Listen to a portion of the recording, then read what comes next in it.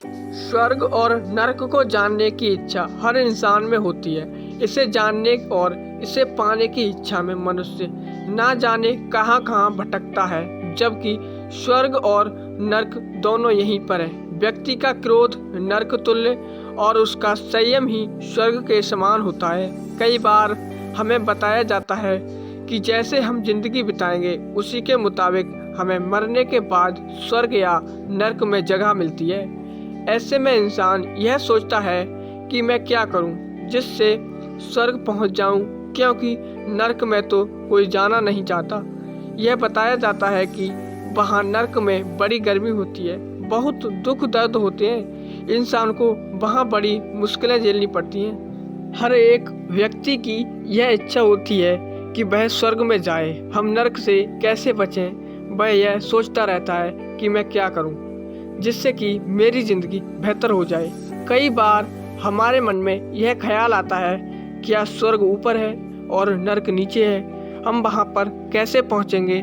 इसे हम एक कहानी के माध्यम से समझने की कोशिश करते हैं। एक बार एक युवक के भीतर यह जानने की इच्छा हुई कि स्वर्ग और नर्क कहाँ है और वहाँ पर क्या क्या होता है। एक दिन वह एक संत के पास गया और उनसे सवाल किया कि स्वर्ग कहाँ है और नर्क कहाँ है, और हम क्या करें कि जिससे हम स्वर्ग में जा सकें। वे कौन से कर्म हैं जिनसे हम नर्क में जाते हैं। संत ने उससे पूछा, बेटा तुम क्या काम करते हो।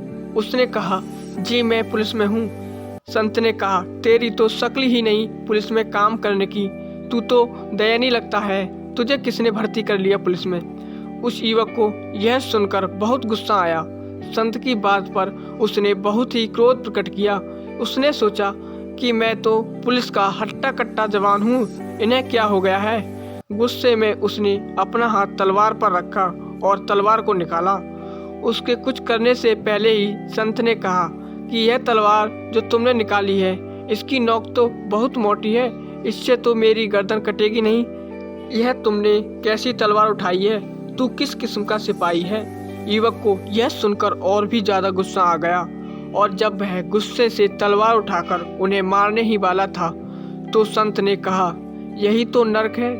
यह सुनते ही वह सिपाही रुक गया और उसे यह ध्यान आया कि वह क्या करने जा रहा था। कैसे इंसान एक छोटी सी चीज से गुस्सा आ जाता है, उसके अंदर हलचल इतनी बढ़ जाती है कि वह अपने आप को उस हलचल का शिकार बना लेता है। उसने देखा कि वह तो तलवार निकालकर संत को बस मारने ही वाला था, लेकिन संत शांत अवस्था में बैठे हुए थे।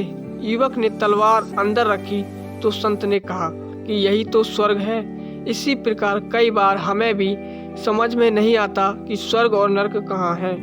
हम सोचते हैं कि स्वर्ग कहीं आसमान में तो नहीं और नर्क नीचे पाताल में तो नहीं, लेकिन हम यह भूल जाते हैं कि इसी धरती को हम स्वर्ग बना सकते हैं और इसी धरती को हम नर्क। इंसान के हाथ में है कि वो अपनी ज़िंदगी को बेहतर बनाता है कि खराब करता है। दोस्तों, स्वर्ग और नर्क के बारे में आपके क्या विचार हैं, हमें अवश्य बताएं।